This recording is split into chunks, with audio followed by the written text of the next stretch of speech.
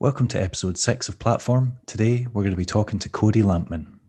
Cody might be one of my favourite skaters from North America. He comes from the Denver, Colorado scene, and first got introduced to him when he was Flow for USD, and then he moved on to Shadow. And over the years, I don't think he's produced a section that I've not liked. Every single one of them I've watched multiple times and just loved to bits. He's one of those skaters that's got a lot of technical ability, but he's also really good at finding new and interesting spots.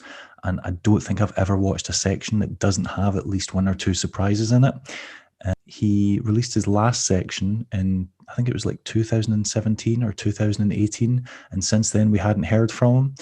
And I was kind of worried that he dipped out of the scene because there's been a few skaters in the Denver scene that have just seemed to have disappeared recently. Skaters like Jeremy Spira and Jeff Phillip, and also Howie Bennett, who turned pro for Razors, released a pro introduction part, and then he's not brought out anything since. I was kind of worried that Cody was going the same way. And then recently he released his new section, Ashes, which just had amazing full cabs in it. Incredible wall rides. I'm pretty sure they were switching natural, and potentially one of the longest pud slides I've ever seen. In fact, the only one that even comes close to it is Eric Bailey's in one of the early Valo videos. And yeah, so just wanted to ask him about that, find out what he's been up to. He is currently in Georgia, not the state, the country. So that's a bit random. Wanted to speak to him about that. He's also quite keen on photography and filmography. I know that he went to university to do a screenwriting degree or diploma or something. And I know that he's been traveling a lot, taking photos in different countries all over the world. So yeah, just thought we'd find out what he's been doing with that. Before we get into it, cue the music.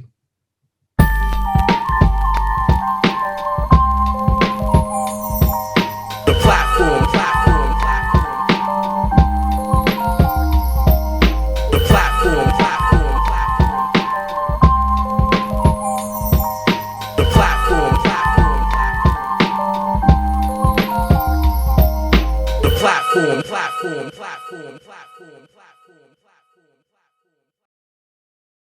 Hi, David.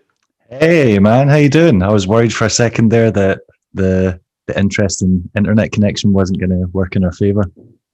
No, everything's good. I was trying to hook up my girlfriend's Bluetooth headphones so I wouldn't have to wear my tech nerd setup, but that took about 5 minutes before I was just like, no, I can't do this. I'm a wired man. I want a wire to plug in.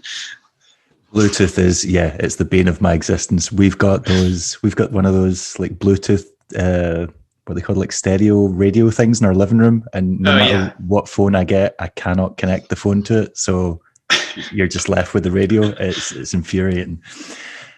How you doing? How's you're in the most random location. So Tbilisi? Yeah, Tbilisi. I think. Tbilisi. I might be saying it wrong. I don't know if the T is silent.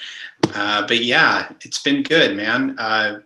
Like I said in our messages, we were in quarantine for 2 weeks. So when we first got here, it didn't feel like we were in a foreign country. It just felt weird because we were in a hotel room having our meals sent up 3 times a day. And that was it. We had a little balcony where we could see that we might be in a foreign land, but it didn't feel like it. So now that we're out of that situation and we're able to walk around, it feels great. We've got a cool apartment and we're right down or up the street from a beautiful new skate park that we've been going to in the mornings. So that's good. Yeah. So Georgia, the country, not the state. That's a random place to go at the best of times, right? It's not exactly a tourist hotspot. But you're going there during a pandemic. That's a wild choice. Yeah, it came together a little more naturally than you might think because we had heard about it. Just when you're traveling full time, you kind of start to hear about places through the other full-time digital nomads, if you want to call it that. I don't love the term, but we had heard that Georgia was interesting to stay in because it was a good clash of cultures because of where it is. It's on the Black Sea. So you've kind of got some Ottoman Empire, you've got Eastern Europe, you've got Soviet influence. And on top of that, the cost of living is equitable to Southeast Asia, but it feels and looks like anywhere else in Eastern Europe. And Americans actually get a 1-year visa on arrival, which is unheard of for us. At most, we get 3 months, usually. Yeah, that is pretty random. What's their reasoning for that? I don't know. I guess it's just a tourism thing. I mean, I don't know. To me, it makes sense. I don't know. I don't know why the Schengen exists for tourists as far as that goes. But with the pandemic thing, it was actually a godsend because there were only a handful of countries that were willing to do a visa. And Georgia was one of them. We had to prove that we made X amount of dollars as freelancers, and we had to do the quarantine, but that was it. And everywhere else, I think Croatia was doing a similar system, but they said no Americans, period. And like Macedonia too was doing something. And it was like in Macedonia, I think it was, you had to make $5,000 a month. It's right. Like, I'm not making $5,000 a month. So it just worked out that we were able to get the visa. The whole thing was sketchy. It was a nightmare. I thought I was going to get sent back at the border, but when we finally got in, we got through quarantine, then walking around the first day, we were both kind of laughing with joy. Like, we got out of America. It's a miracle. Yeah, it's a weird time to live there. It's probably good that you've been, pretty much country hopping for how many years has it been now? It feels like you're never in the States. No, that when I just went back was the first time in almost 2 years. Right. Yeah. So it was a very peculiar time to be there. Yeah. Obviously, all we get in the UK, all we see in the US is the news, which obviously is a distorted impression of the reality, because in certain areas it might just feel normal, but it looks like all hell is breaking loose over there at the moment. I mean, pretty much that's how it felt. I don't concern myself too much with the political stuff. The less that I am involved in it, the better my life is. At some point, I realized that being upset about that kind of stuff didn't benefit me. And I was able to help other people more if I took that focus and put it on myself. So I don't know. I suppose I wasn't as passionately enraged about some of the stuff going on, but it was certainly a strange time to be there. And just being away from America for so long, I don't know, it's hard for me to talk about and not sound anti-American, which I don't want to, but it's very different when you've been living in Asia and Europe, and then you go back to the States, and it's kind of a wake-up call. We thought that we were going to go back and want to live there again and look into buying a house, and sort of the opposite happened. We went back, I got to see my friends, I made a skate section, I got to go to the desert, do everything I wanted, and still by the end we were both just ready to keep going. So it is weird the way that happens. Yeah, I lived in South Korea for a year after I finished university and teaching English, and I was like, God, can't wait to get home, see all my friends, see my family. And then as soon as I got home, I was like, wow, there's things that you forget about in like your local culture or British culture. And yeah, there was just things I came back to, and I was like, wow, because in Asia, you just walk about the streets all night in the middle of the night and feel perfectly safe because everything's open all the time. Like you can eat in a restaurant till the middle of the night, and it's not like it's quiet. There's people walking about, so you feel safe. And then in Britain, it gets past a certain time and you're walking about the street on your own, and you're like, I feel a little uncomfortable. Like, So yeah, just elements like that. So I can imagine going from all the places you've been on your travels to then going back to the States. That must be like quite a shock to the system. Yeah, it's good. It gives you some of that outside perspective of what it's like when you're not used to it, which is always helpful. But certainly it was a little shocking. It's kind of funny because my parents are always very nervous wherever I go. And so I have to remind them, America isn't as safe as you want to think it is. But hey, to each their own. I was just looking at Airbnbs in South Korea, actually, daydreaming about when COVID ends. It's a strange country to go to because certain things are really expensive and other things are like ridiculously cheap. So like, I didn't once cook a meal the entire time I lived there. I just ate out 3 meals a day. but then and the school paid my rent for the apartment, so I had no idea how much it cost. And then when I found out, I was like, whoa, that's insane. Like, how can Mm. people? So yeah, there's definitely different elements to it that contradict each other. Yeah, the rent looked pretty up there, but anything beats the States. So This is true. Yeah. So where you've been to, like, I'm sure I've seen you're in Morocco, you're in, like, you've been to like a heap of like countries over the past couple of years. You were in the UK as well at one point, weren't you? that Or was a was that separate trip that was right before? before I Right. left. Yeah, that was actually the trip where I went to the UK. I got to stay with Leon and those guys, and I went to Barcelona and Paris with two of my close friends, and we made just like a little edit on a GL2. Yeah, I But that remember was the that. trip Yeah. when I realized I I think I need to just travel for a while, and I had done that in the United States. I'd always dreamed about doing it in the rest of the world. I mean, it was something that I would sit at my job in Denver and kind of think like, how can I make this happen for myself? I don't have an education. I don't have any money. How can I do this? And that was the trip when I did it. And I met a girl in Barcelona, and she explained to me that she was using a system where it's called work away, and you work in exchange for room and board. So she was working at a hostel. And to me, it was very serendipitous. I had always thought all I want is to travel. I don't care about money. I don't care about owning anything. If I could just find a way to work and have a bed to sleep in and food to eat, I'd be happy. And so once she told me about that, I was able to do it. Right. So that's what I was going to ask, how you're able to fund all this. So you're just working random jobs when you go to these different countries. I was at first for the first year, pretty much. So I went to Portugal and went to the Azores. I'm sure you're familiar with them. Most people in the States have never heard of them, but the islands off of Portugal. And I lived with a woman and worked her yard, basically, like helped her with gardening and stuff. And then I went and worked in a hostel in mainland Portugal. And it was cool. I was never very comfortable with people before working in a hostel. And that made me Then you really don't get a choice. Yeah. you have breakfast with strangers every day, and it really changed my perspective. But I did the same in Morocco. Worked in a hostel. It was really weird there. It was in the off season, and this guy that ran the hostel just kind of learned to trust me and my partner, and so he left to Spain for like a month, and we just worked in this hostel alone in the off season. There were weeks where it was just us, and we would go down the street to this weird little cafe and sit inside, and it was only old Moroccan men, because we were in a surfing beach town. So during the winter, it was just only locals.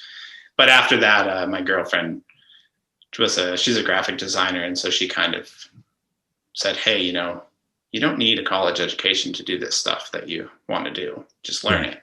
And so slowly I started building my own skills, and now I work for myself. So we go to each place and rent an apartment. When you say you work for yourself, what do you mean in terms of what you're doing for work? I'm a UX design consultant, so I usually work. I'm going to with pretend agencies. to know what that is. Yeah, you're going to have to explain what that is. Yeah, it's a fancy way of saying that I'm a web designer. Right. So a lot of the stuff that you learn in that world, it's like, this is all terminology. As long as you can speak the language, you're okay. So I do that. Yeah, right. And it's good. It's just when you ask how I fund it, it's kind of a funny question when people ask that, because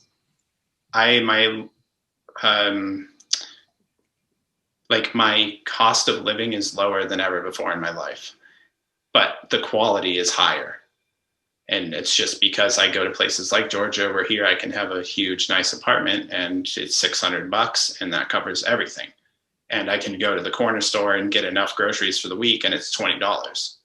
Whereas in the States, my rent, I had the cheapest apartment in Denver, and it was $600 for a tiny little basement.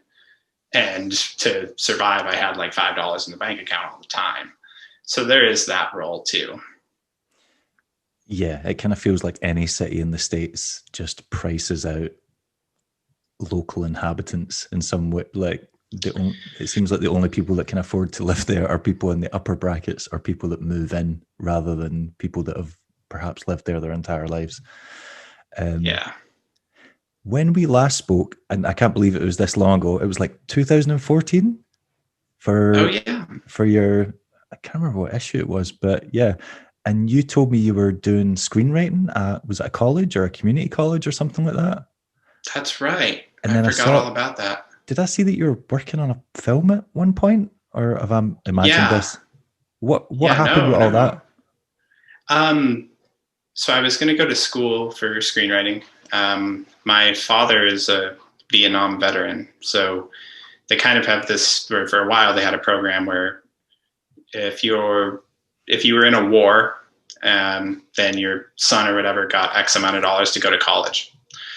As sort of like the U.S. government saying, we fucked up your life, so let's fix your So kid's life. yeah, let's give the next generation a chance. Yeah.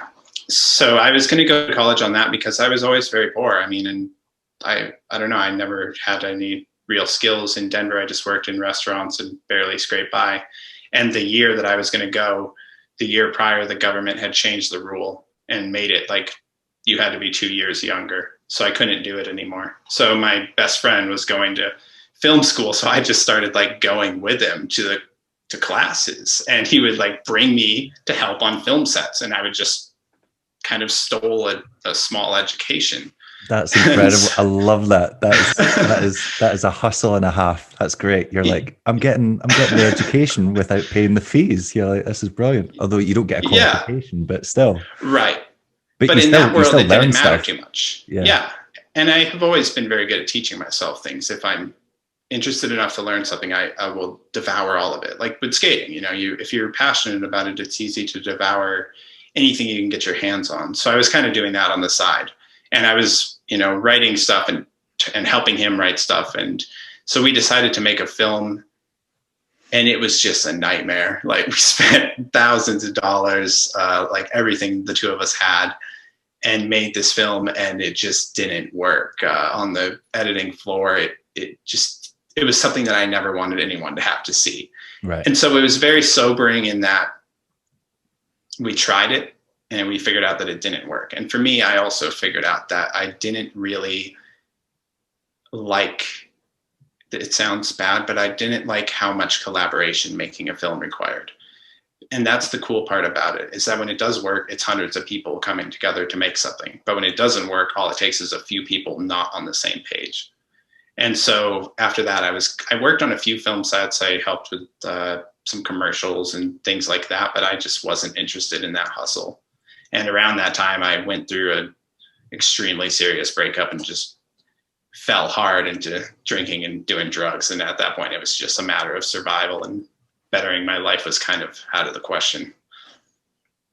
So you're saying that happened after we spoke? Because I remember when I interviewed you, you were, I'm sure we talked about sobriety, and you said you'd been sober for a while when we did the original interview. So yeah, all this happened afterwards. Yeah, in 2014, I was on my first sober venture. I don't know. It's hard to explain. When I always say, like, I just knew the first time I had a drink when I was 12 years old, I knew this was for me.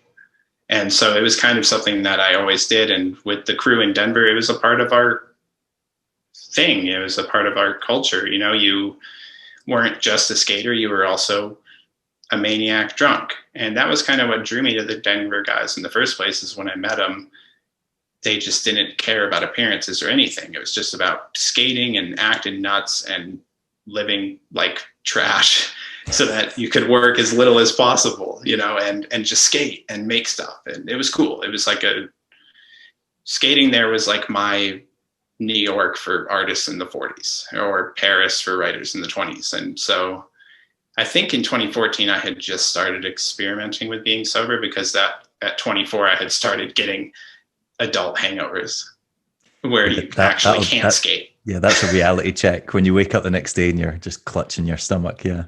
Yeah. And during that time, that was a good year, man. I skated really well. I should have stuck with it first try. That's when the Shadow 2014 section came out, and that thing was nuts. Yeah, I was sober for most of that one, because we would go on skate trips a lot. And I realized, hey, on skate trips, I like to skate, and being hungover is making this too difficult. So I would go on stretches of sobriety while I would skate. And around that time, I met a girl, fell in love, did that whole thing. So then a couple of years later, really it started less than a year later, then I kind of like fell back into that lifestyle. And I don't know, when I was young, it felt like it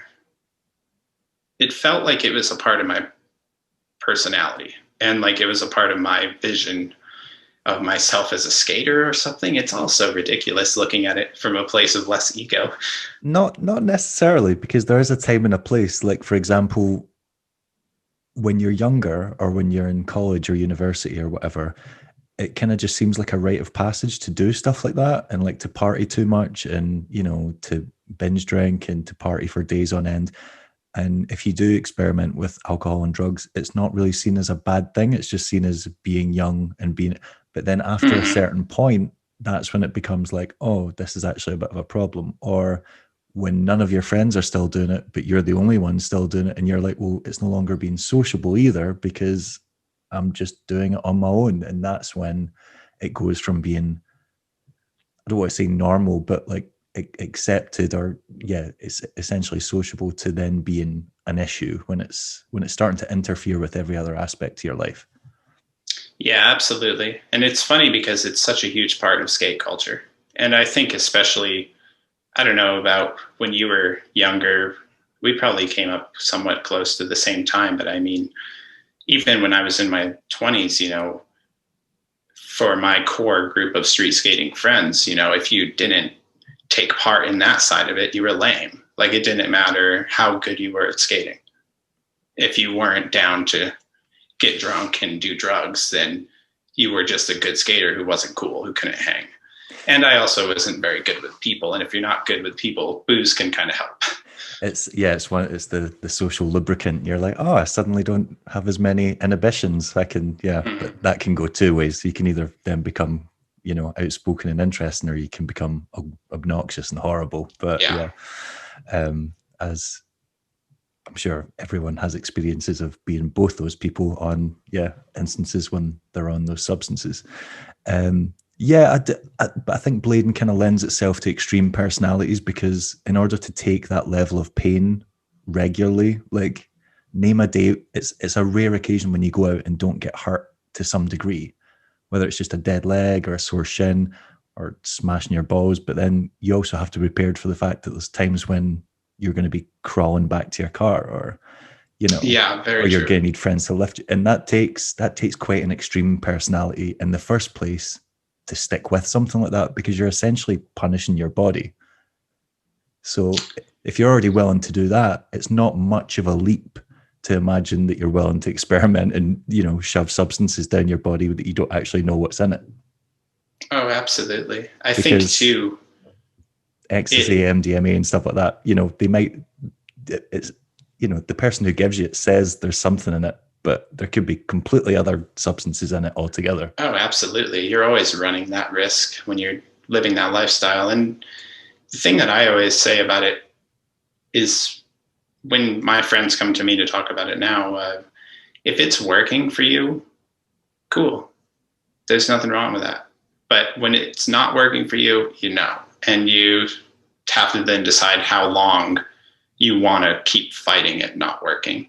Yeah. For me, it only took, 10 years of it not working for me to get it together. But to each their own. I mean, some people can handle that sort of lifestyle and skate great, and hey, that's cool. But for me, I had to find another way. And definitely the extreme lifestyle skating lends itself to it. I think there's something to the bond of it as well, in that when you skate on a high level and your friends skate on a high level, I do believe there is something to the fact that you're constantly watching each other deal with and break through extreme barriers of stress.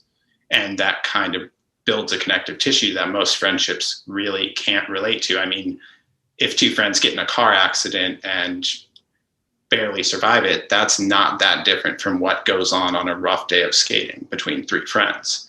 And that kind of thing also lends itself well to friends who then take that outside of it. Like my closest friend, who I won't name, like in Denver, when we would skate and push ourselves to that level of, like borderline doing things that are extremely dangerous and having to push past fear. It wasn't that different from then feeling comfortable to stay up all night long for a few days straight doing drugs and confessing your sins or whatever.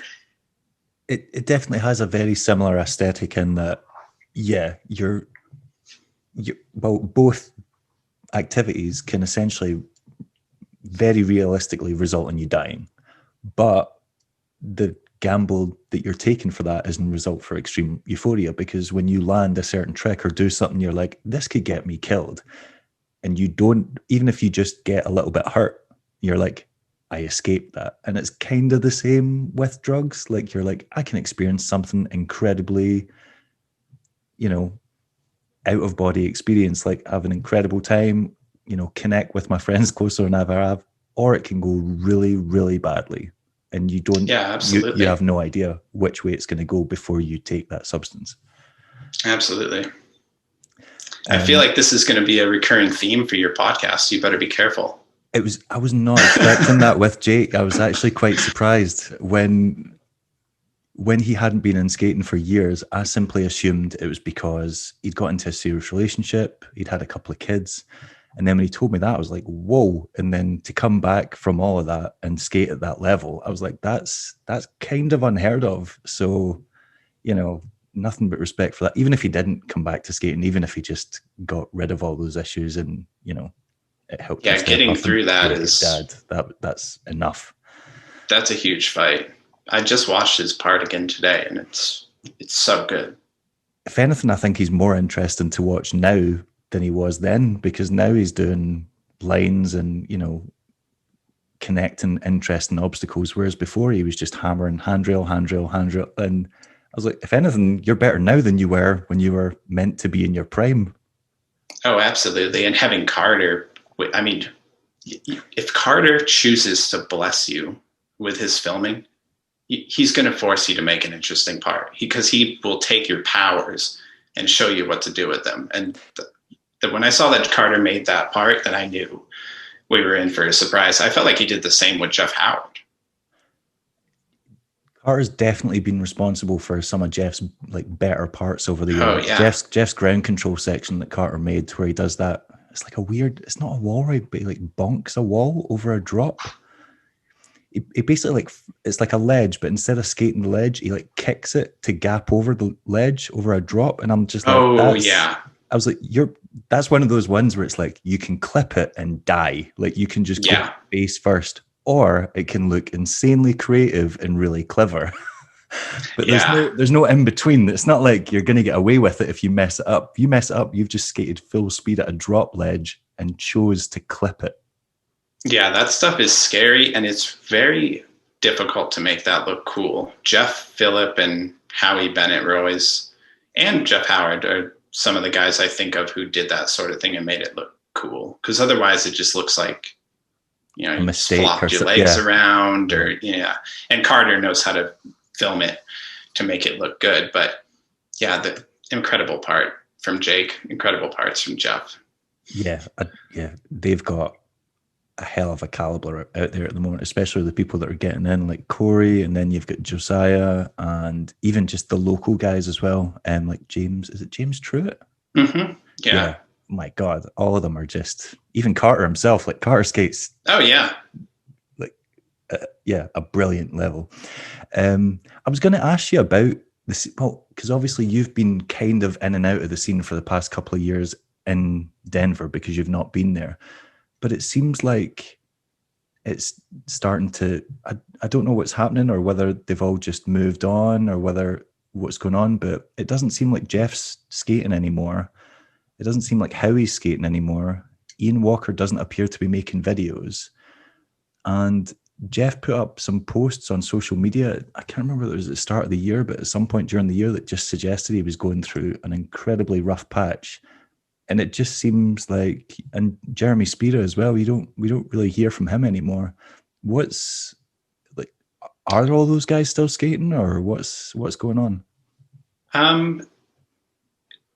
Spira he's got a family.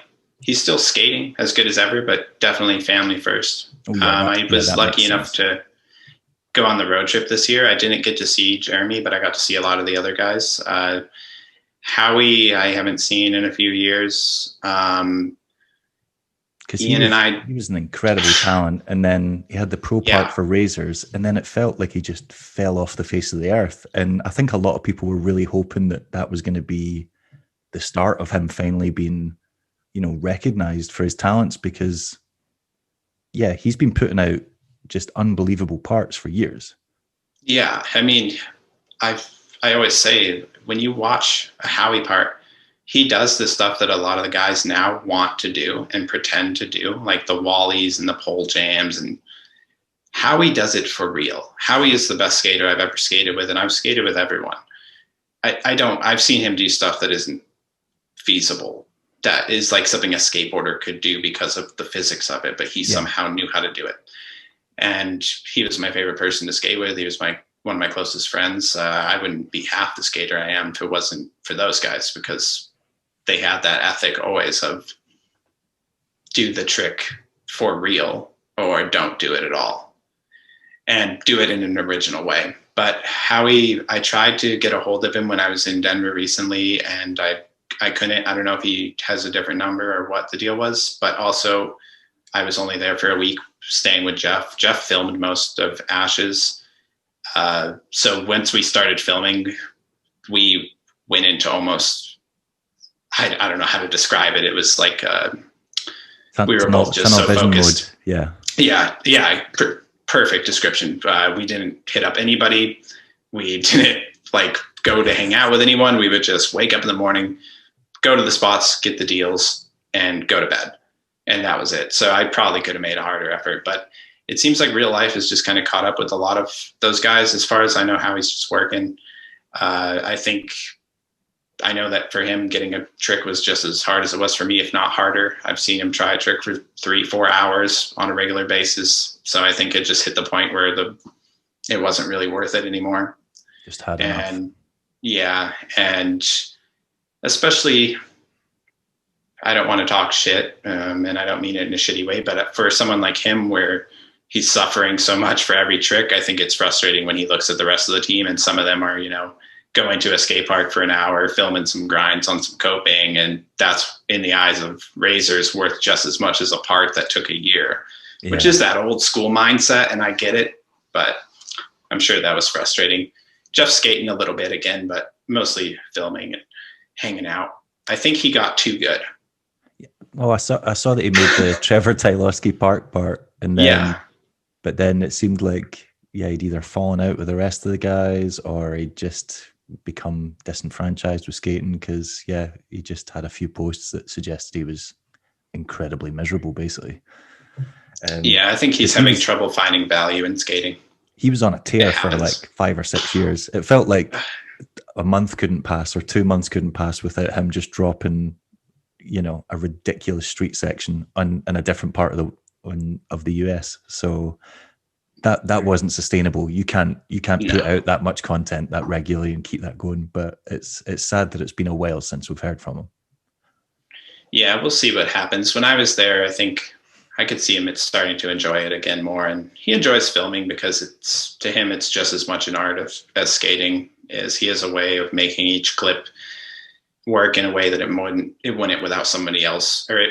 He has a unique eye. Like, he understands exactly how to work the fish. So he enjoys doing that. I'm going to try to get him to start doing it, but it's up to him. Skating can become a big thing in your head. It can become a lot of things that it's not when you're too close to it. Oh, definitely. And I think a large aspect of it is the social aspect. Like, if something happens to your group dynamic, or there's not as, your favorite people to spend time with, because they don't just become skate friends. Like, some of them do just become your closest friends in life.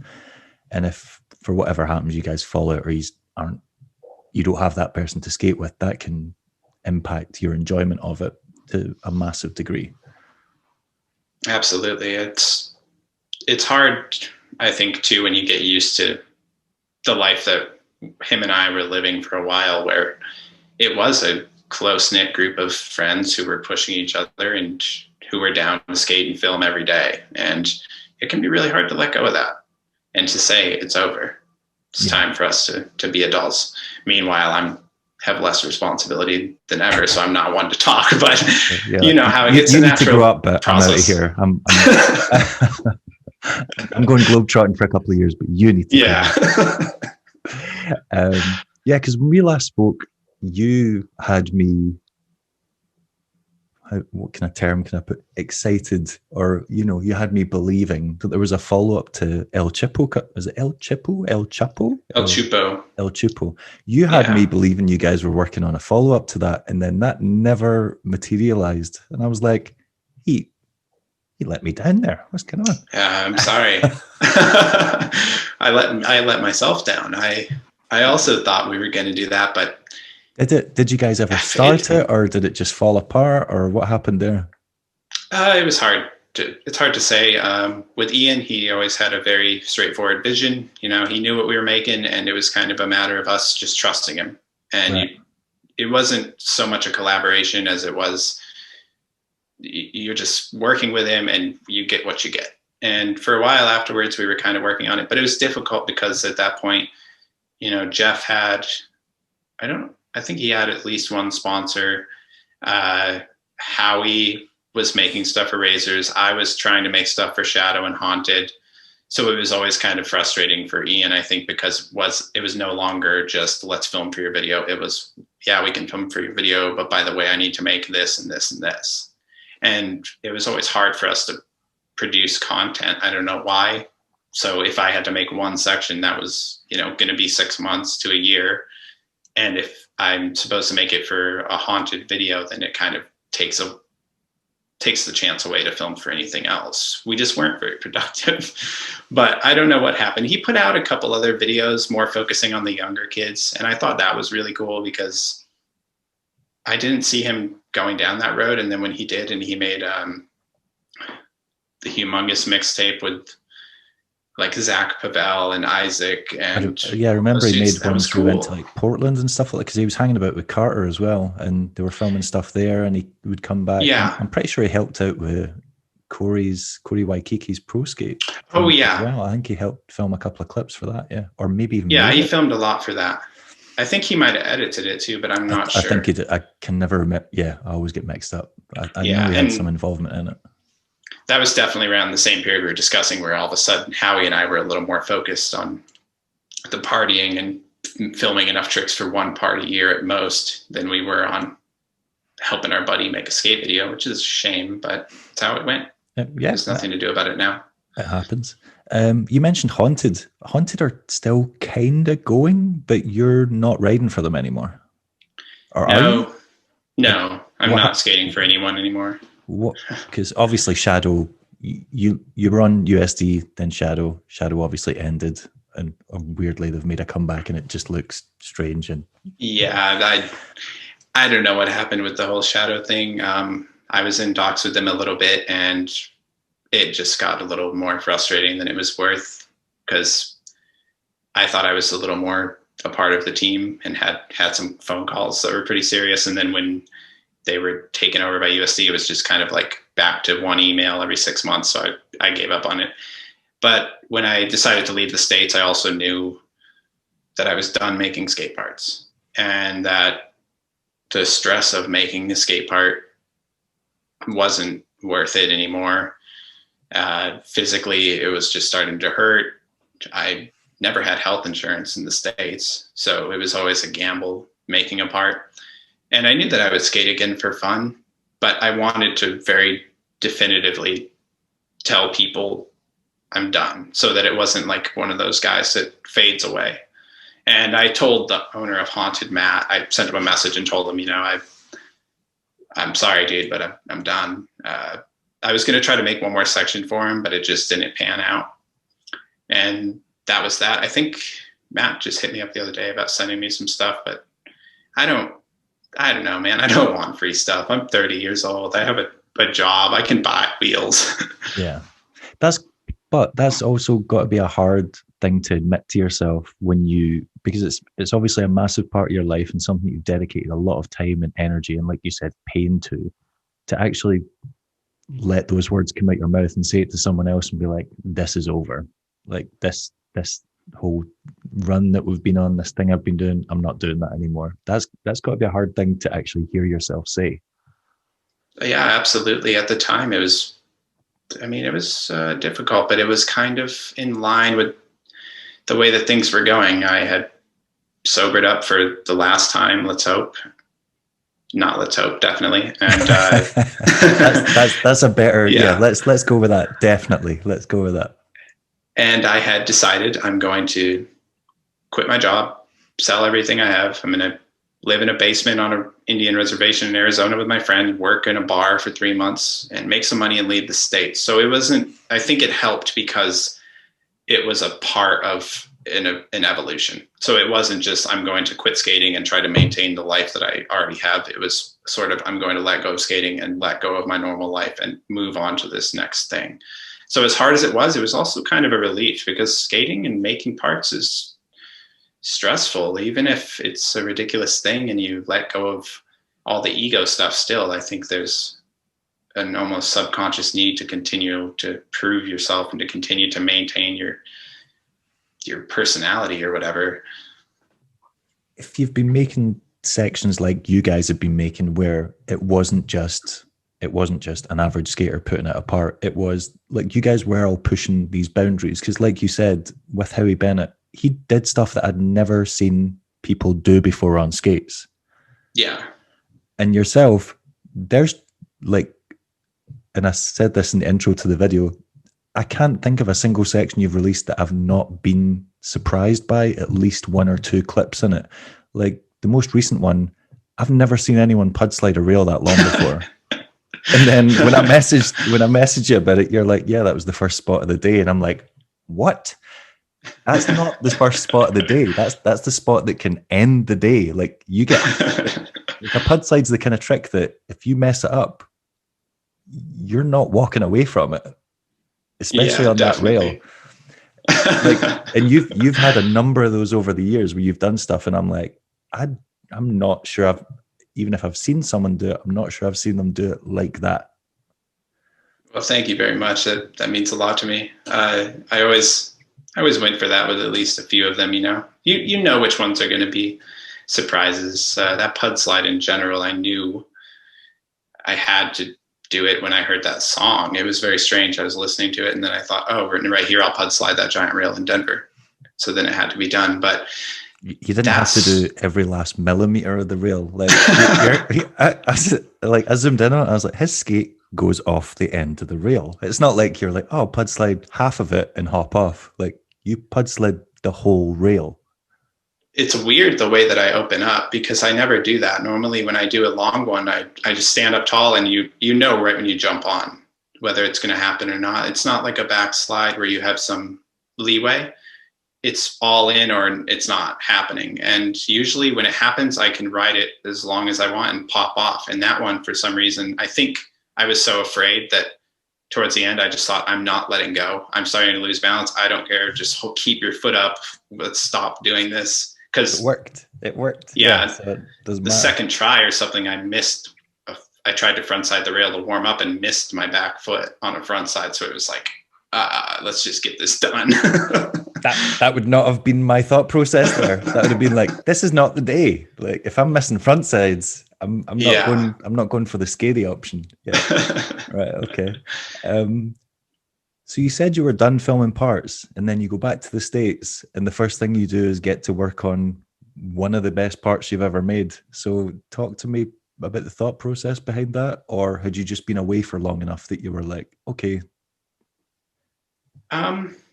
Yeah, there was some element of I had been away long enough that I had let go of, like we were discussing, that need to keep pushing, the need to constantly be proving how good I was and to be making content for Instagram and to be living that sort of lifestyle. And after traveling a lot and being sober for a real definitive stretch of time for the first time in my life, I had started to miss skating. I missed the camaraderie of it. I missed the physical act of it. And I would look back on the days of skating in Denver with the really like borderline potent nostalgia of, man, those were the best days of my life.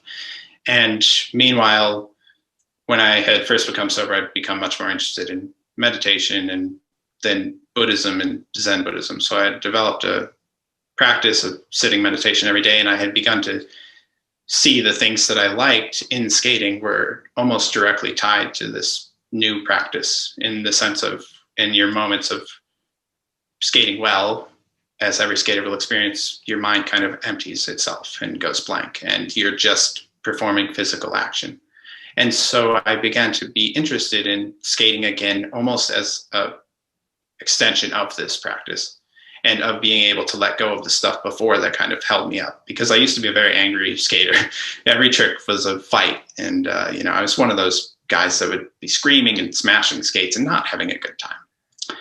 And I was interested in if that would be different now. And so in Bulgaria, I bought skates, started skating again slowly. I wondered if I would ever be able to make a part again. And I told myself that if I did, it would have to be the part that I really wanted to make, and I wouldn't have to go hard. I'm 30. I proved it. Nobody cares. I'll just skate how I want.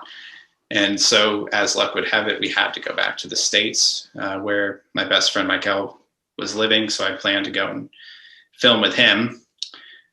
And I got the Thim skates. They were the perfect skate for me. I was starting to feel pretty good. It took 6 months of working out and skating, just skating around, to even feel decent. I was falling all the time at the beginning and missing tricks. It was really weird how long it took for the muscle memory to come back.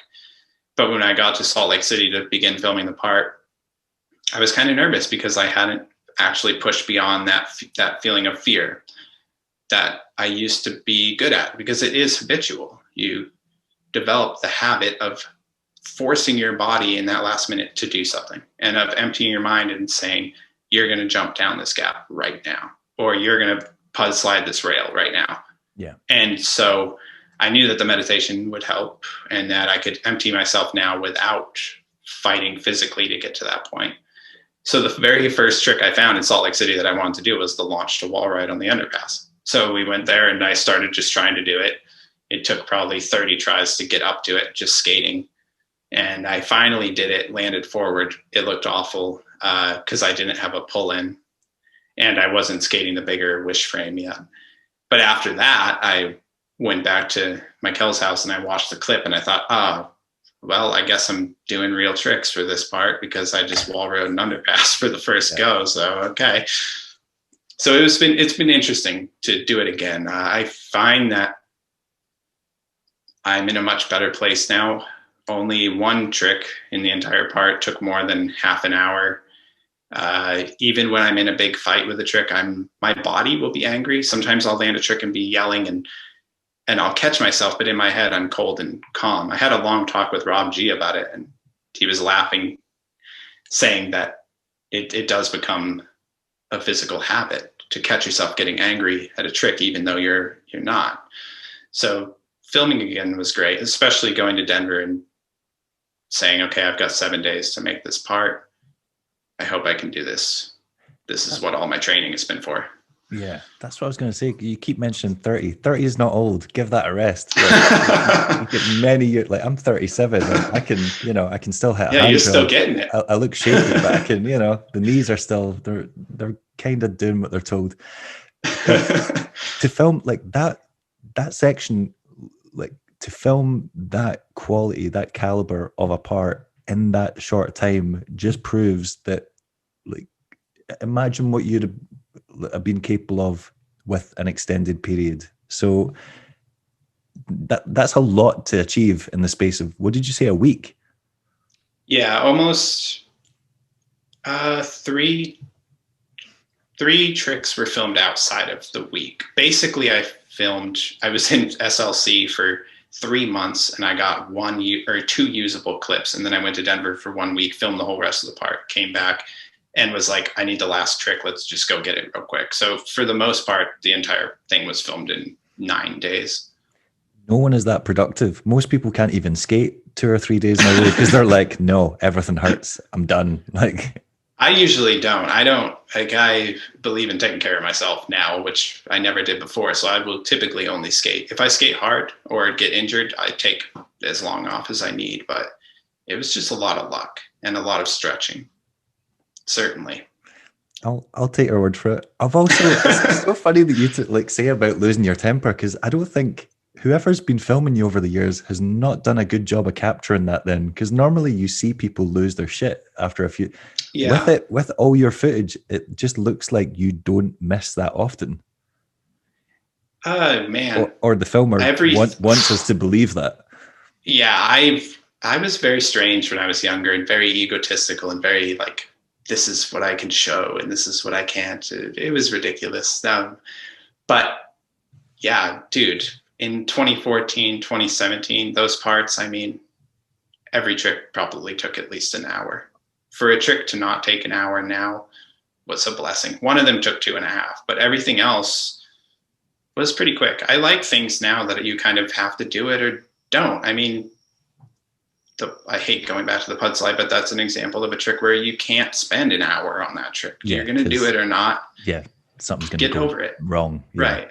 And that's more exciting for me, pushing to that level of skill versus challenge, where it's a matter of execute it. Can you mentally execute it and be done? That is, now reflecting on it, thinking back at your old sections, they were a lot more, you could say, technical. Whereas now it seems like you favor the obstacle over the trick, if that makes sense. So you're like, oh, there's an interesting rail next to a wall, or there's a good line with a wall riding a, as opposed to before where you were like, I'm going to do all the negatives, all the... I'm going to do every hard grind I can think of. Whereas now it feels like you're like, I'm going to skate every interesting obstacle I can find.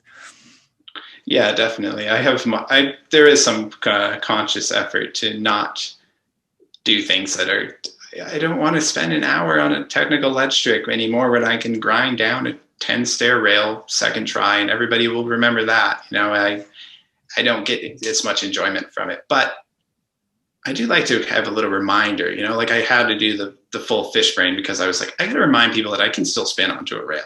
I'm terrified the whole time, but I promise I can do it.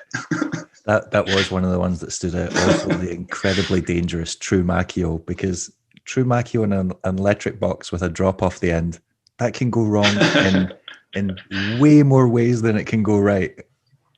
Yeah, that was an interesting one, but it's just one of those ones where the ground is bad and you have to go full speed and just blast it. And I just thought, I don't want to fall. I don't want to have hamburger hands. And first try, just tore all the skin off my hands. So at that point, it's like, nice.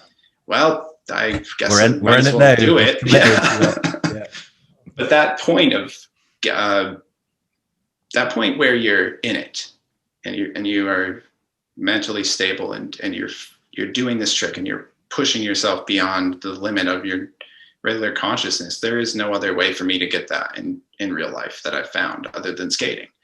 Or, you know, like we said, drug use mimics it, but in a false way, in a way that it's not actually growing you. Yeah, it's artificial, synthetic. It's not real. Yeah. Whereas when you do it with skating, it is a genuine emotion. So yeah. I'm interested to know what Rob G's opinion was when you told him this, when you like basically talked about losing yourself in it or getting angry with it or not being able to, or like checking yourself. What was his take on that? Because he seems like he has just turned into this incredibly zen guy. I met him very briefly at Winter Clash, and obviously everything that he's been through with getting shot and stuff like that. But even before that, he did not seem like the kind of guy you'd ever picture getting shot. He did not. I did not ever picture him being in that scenario ever, or ever bringing that scenario upon himself. And obviously he didn't. So, I can only imagine what his take on that was. He must have had some sage words of wisdom. I can't recall what it was exactly. I had actually never met Rob. I looked up to him a lot when I was a kid. When I began practicing meditation, I thought of him a lot because I remember him talking about it in Daily Bread, you know, in like 2003 or something. And stuff like that sticks in your head though. Like there's just, it does. There'll literally be like a couple of sentences you'll read, and if it's if it resonates with you, it's like you'll remember that for years. Yeah, you can look back, and sometimes the more obscure things that happen have some very clear trail markers along the way. But I can't recall. Rob and I we went on a camping trip together over the summer, and we sat and talked for a long time about that sort of thing, skating, and the way that it works with your mind. And I can't remember what his advice was on it. I think he was saying that he was having trouble kind of pushing wherever he wanted skating to go now. He wasn't sure. I was in the same boat. I hadn't filmed anything yet at that point, and I was saying that I wasn't sure how to physically manifest in skating the emotion that I wanted. But I can't recall too much in specific. You know how it is. Sometimes you're deep in a conversation and it's a wonderful conversation, and afterwards it's like you were stoned. You don't remember a thing. Yeah, you're like, we had the best chats. What did you guys talk about? I have no idea, but I just remember don't know. having a very pleasant experience. It was great. He's a wonderful man, and watching him skate now is fantastic. My God.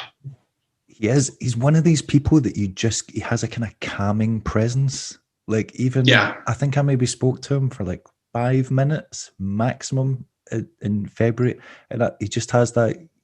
He's got one of those faces that you can't dislike. So yes, yeah, there's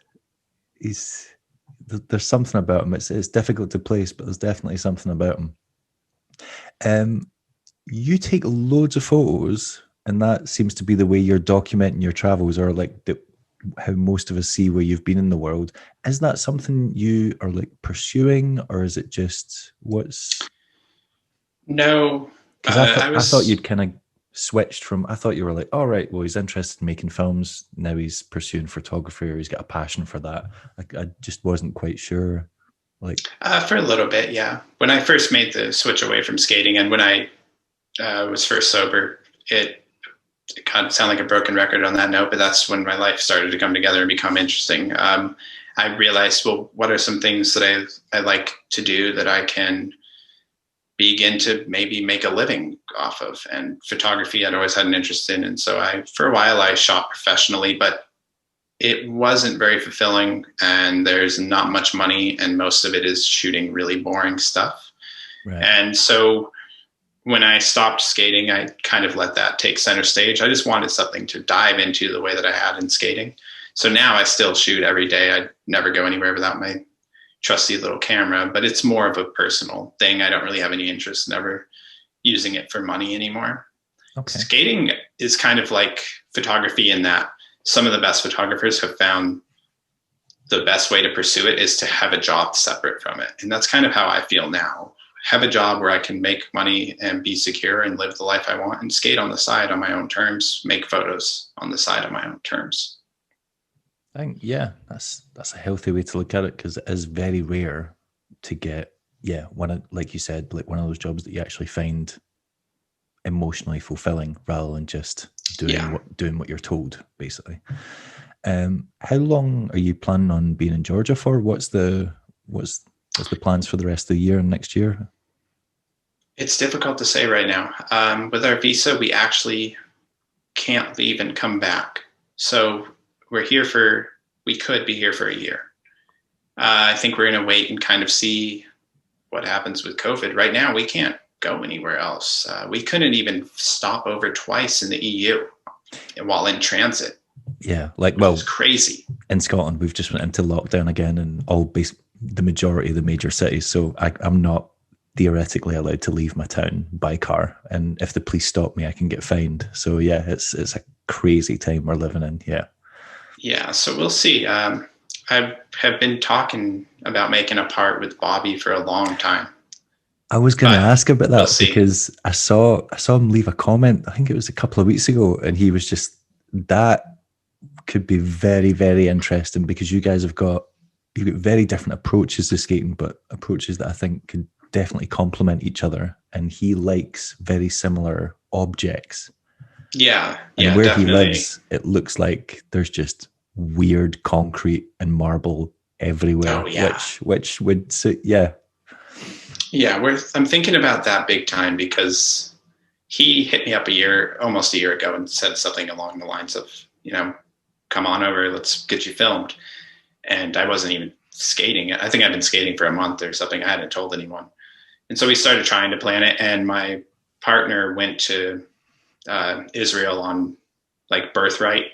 And so she liked it. And so we've looked into it. We could go and rent an apartment for a couple months, but obviously right now we can't do that. I mean, yeah. I don't know. I was just talking with the guys from Moscow about it too. Like, hey guys, I'm right down the road, but can't come see us. So we'll see. There's a couple guys that I would like to make a part with if it works out, but it's just impossible to plan anything in a year. If the world is the same, I mean, I don't know what we would do. I guess we would have to try to get another visa or go back to the States. Yeah, there's definitely a lot of uncertainty at the moment, just with every aspect of that. Yeah. So can only imagine. But that's a very interesting prospect. Cody Lampman and Bobby Spazov split, because he says he likes making split parts. He says he's not really a big fan of just making sections of himself. So yeah, I don't know what we would do. It was a very loose, like, hey, come stay with me. And I said, hey, I'll one up you. I'll just come and live there for a few months. But we haven't discussed it. I would love to do a split part. We'll see what happens. That would be very cool. For now, I won't even worry about filming anything at all. I mean, there's a skate park down the street. There's some cool street spots, but I'm just going to skate for fun and try to keep the body moving. I think that's the best way to be. That's perfectly healthy. So have you guys got anything like you want to tick off the bucket list while you are there, or like what was it that drew you to, because obviously you said like the proximity to other places that you want to visit, but you obviously can't visit them right now. So right. Is there any stuff within the confines of where you're allowed to go that you're excited to do? Yeah. My partner and I, while we were in Bulgaria, we learned that we really enjoy Eastern Europe and just the kind of Soviet brutalist architecture, which you get a lot of here. So we're excited just to explore the other cities. And honestly, it just feels good to live somewhere where it's interesting for me to go to the corner store and get groceries. And outside of that, we don't have too much specific stuff. I'm supposed to meet a rollerblader this weekend here, so maybe that'll lead to doing some weird stuff, but we'll see. There's plenty to see and do, I'm sure. We just haven't explored it too much. That is one of like the best parts of moving to a new place. Just everything's interesting because everything's new. So you're like, oh, and you're just walking around looking up at, all the different just architecture and buildings and things like that. That alone is worth going to a different place. Yeah. Well, it sounds like you're doing really well. And when we hadn't heard from you for a couple of years, and you did mention the whole sobriety thing, the last time we spoke, I was like, I hope it's not gone that way. But it doesn't sound like it has. It sounds like, if anything, you're in a healthier place than you've ever been. Absolutely. Definitely almost went in the opposite way. But I think if it hadn't gone the way that it did, if I hadn't made the decision to leave the States, if I had tried to keep skating, it wouldn't have worked out as well as it did, because skating had become a thing that I associated with dealing with pain and suffering, and skating came from a place of suffering. It came from the same place that my need to get fucked up every night did, and the only way to escape that part of it was to let go of it. So to let go of skating and all of that and move on kind of allowed me to be able to come back and make the thing that I wanted to make before, but that I was incapable of doing. Because in 2017, that part was pretty close to being what I wanted, but I was still fucked up. And I mean, I was barely able to drag myself through that part. I thought Ian was going to kill me. I mean, if that's the way you were skating, when you're in a bad place, that's a terrifying prospect of what you're capable of with more time now, because that CL part, that's the one with the full cab alley topsoul as well, isn't it? But that's easy. That's just to prove I could do it. No, it's not. Not on handrails. No, it's not. I think I've watched that part like 50 times. Oh, thanks. I'm glad. That one was a weird time. That was a very, very much in the middle of, who am I? Am I sober? Am I doing this? Am I going to commit suicide? Am I going to just hurl my body down dangerous things? What am I doing? But the difference is that part took a year, and it took everything I had in me to drag it out. I mean, I've never suffered like I did for that one. And this part involved no mental suffering. That's what I mean. Like if you've got a clear mind and you're not inhibited by, you know, things like alcohol and drugs, if that's what you're capable of, then that's a very promising prospect. So if we have to wait another 2 years for a part, I'm okay with that. I can wait another 2 years. If you're going to deliver that again in 2 years, then that's fine. I'll wait. I need some emotional. You need some, for me anyway. I very much need an element of emotion, and it's not something that I can fake. I can't go out tomorrow and film some tricks and stomp my feet and make it look aggressive. I need to have a feeling that I'm trying to get across. And I think that's why it takes me so long. But that's, I guess, why people resonate with it. With this part, I really thought maybe nobody would watch it. I just thought I'm going to put it on Instagram and maybe my friends will watch it. And that's all that I need. I'm happy and I'm fulfilled with it. Whereas before, I'd never felt that way. And when everybody watched it, it was like, oh, wow, I guess I did a good thing. Yeah, big time.